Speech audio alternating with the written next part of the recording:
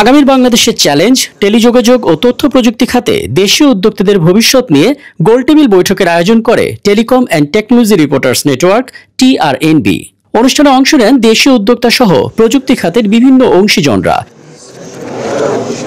এ সময় অন্তর্বর্তী সরকারের অনুমোদন দিয়ে টেলিকম খাতের নতুন নীতিমালা দেশীয় বিনিয়োগ ও ডিজিটাল নিরাপত্তাকে কিভাবে ক্ষতিগ্রস্ত করবে তা বিস্তারিত তুলে ধরেন তারা। আলোচনায় অংশ নিয়ে টেলিকম খাতে দেশীয় বিনিয়োগকারীদের সুরক্ষার তাগিদ দেন সাংবাদিক মাসুদ কামাল। রাষ্ট্রের দায়িত্ব হলো আমাদের লোকাল যারা ইনভেস্টমেন্ট যারা করেছে, লোকাল যারা এখানে বিনিয়োগ করেছে তাদের বিনিয়োগকে নিশ্চিত করা এবং তাদের বিনিয়োগকে আধুনিকায়ন করা।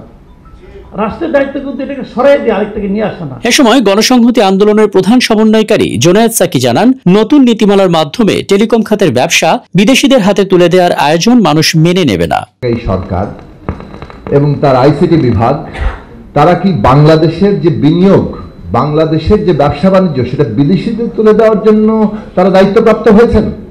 এইটা বাংলাদেশের মানুষ কোনোভাবেই মেনে নেবে না। অনুষ্ঠানে নতুন টেলিকম নীতিমালা ক্রিটিক্যাল বা জটিল উল্লেখ করে বিএনপি স্থায়ী কমিটির সদস্য আমির খসরু মাহমুদ চৌধুরী বলেন, নির্বাচিত সরকার টেলিকম সহ সব নীতিমালা পর্যালোচনা করবে।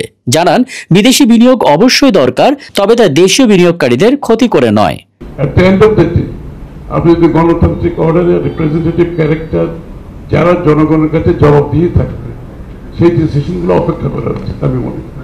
আমি আপনাদেরকে এটা আশ্বস্ত করতে চাই যে ডেমোক্রেটিক অর্ডার ফিরে আসার পর আমার মনে হয় এই বিষয়গুলো রিভিউ করা দরকার। বক্তারা দ্রুততর সময়ের মধ্যে টেলিকম নীতিমালা পুনর্বিবেচনার আহ্বান জানিয়ে বলেন, এই খাতে বিনিয়োগ অনিরাপদ হলে বহু কর্মী চাকরি হারাবেন।